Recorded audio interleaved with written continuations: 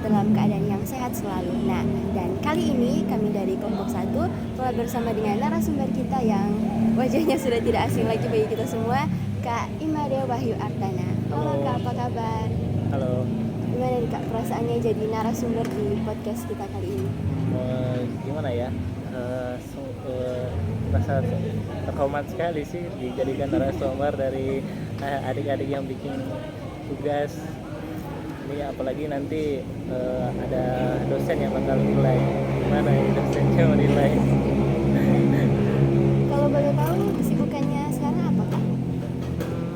Akhir-akhir ini cukup sibuk sih, apalagi di organisasi kelompok studi pasar modal atau KSPM. Sibuk.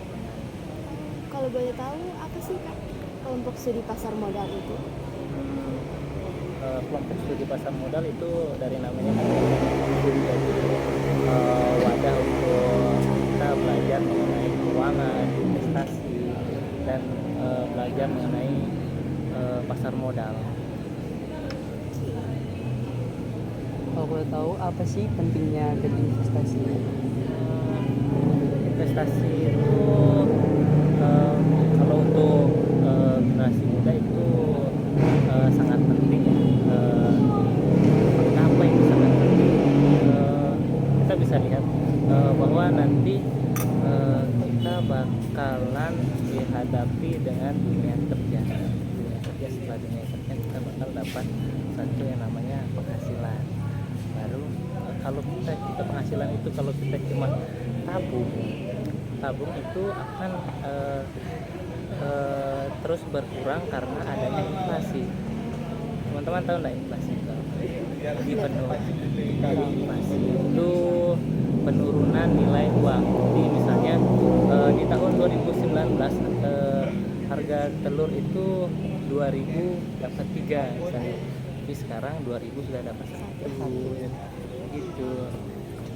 Jadi bisa mempertahankan uang kita, dan kalau kita simpan dalam satu instrumen investasi, uang kita itu bukan hanya tetap tapi bisa juga bertambah. Jadi lebih baik daripada cuma tabung aja ya? Iya. Mengapa kita harus berinvestasi sejak dini sih Kak? Apakah ada alasan tertentu?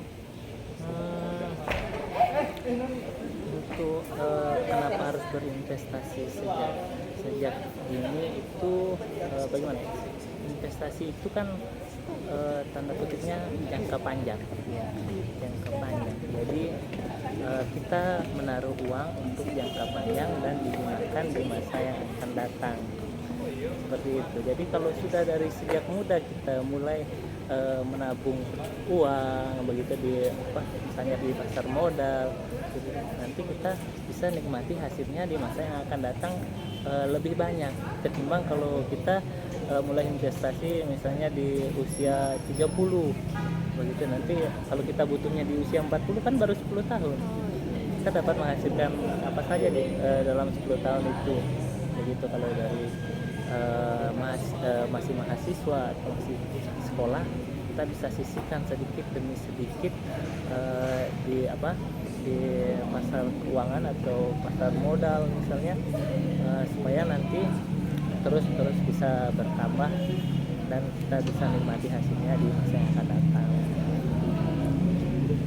Mungkin banyak dari teman-teman yang ingin berinvestasi tapi masih bingung bagaimana memilih jenis investasi. Nah, apakah dari Kak ada saran kalau Kak pribadi pilih investasi jenis apa? Kalau Kak sendiri itu investasi di saham. Ya, Kak investasi saham itu sekitar berapa tahun? Sekitar 3 tahunan, baru 3 tahunan, belum lama, baru 3 tahun. Itu belum lama. Iya, belum lama. Itu investasi kan tadi sudah bilang investasi itu jangka panjang. Ya, jadi bisa jangka waktunya itu sampai 10 tahun. 10 tahun. Nah, apakah ada motivasi yang bisa Kak berikan untuk teman-teman yang baru mau memulai berinvestasi? Kalau untuk Kak sendiri, untuk motivasi mungkin mulai saja dulu, apalagi sekarang sudah bisa dimudahkan dengan jangkauan untuk membeli suatu instrumen keuangan atau saham itu bisa mulai dari 100.000. 100.000 itu bisa. Jadi kan saham itu dibeli per lot. Jadi ada saham-saham yang per lembarnya itu mungkin harganya cuma 100 rupiah gitu. Jadi satu lot itu kan 100 lembar, jadi 100 kali 100 berapa? Ya pokoknya begitulah. Jadi sudah sangat terjangkau sekarang untuk berinvestasi. Jadi kita juga bisa cari-cari saham, bahkan ada yang di bawah 100 ribuan gitu. Ya. Mungkin banyak dari kita sebagai mahasiswa mungkin belum masih menunda-nunda untuk berinvestasi, karena terkesannya investasi itu butuh biaya atau dana yang besar begitu. Tapi ternyata ada investasi juga yang dananya kecil. Iya, dananya kecil, kurang dari 100.000. Iya, betul.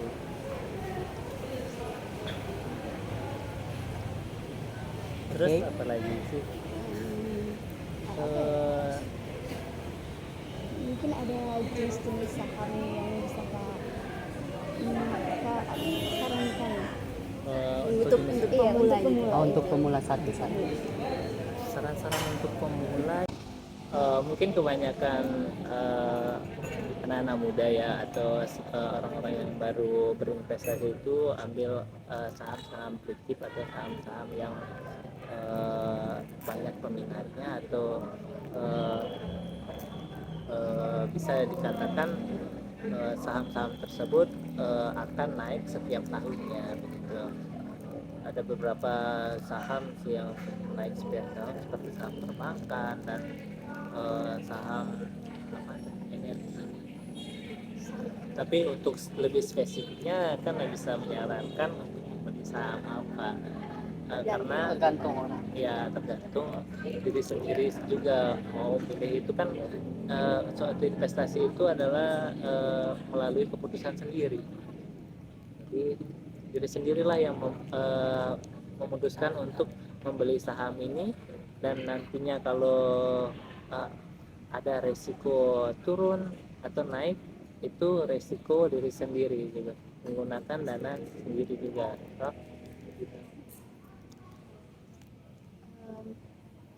Lalu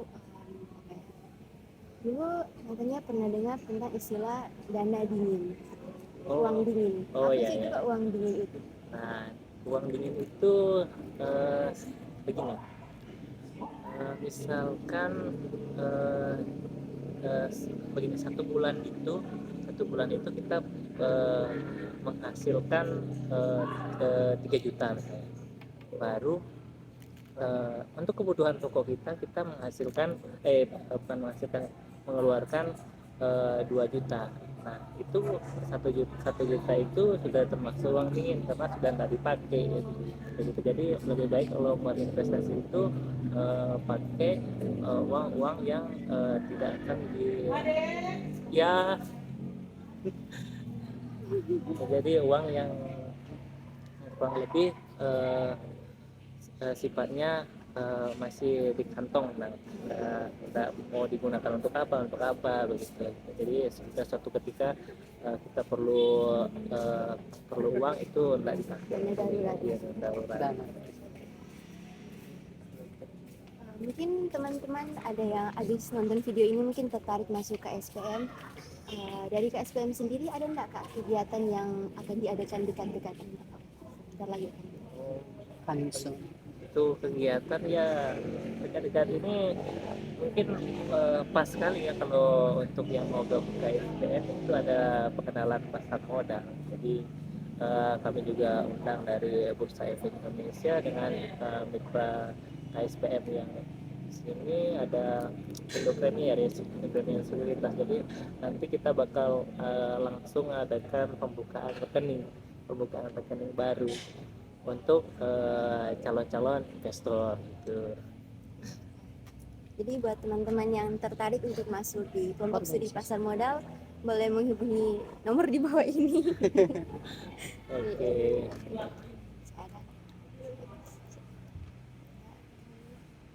Oke Kak, terima kasih untuk waktunya. Terima kasih. Terima kasih Kak dan Terima kasih yang sudah terima kasih yang sudah menonton. Bye. menonton. Dadah, bye bye.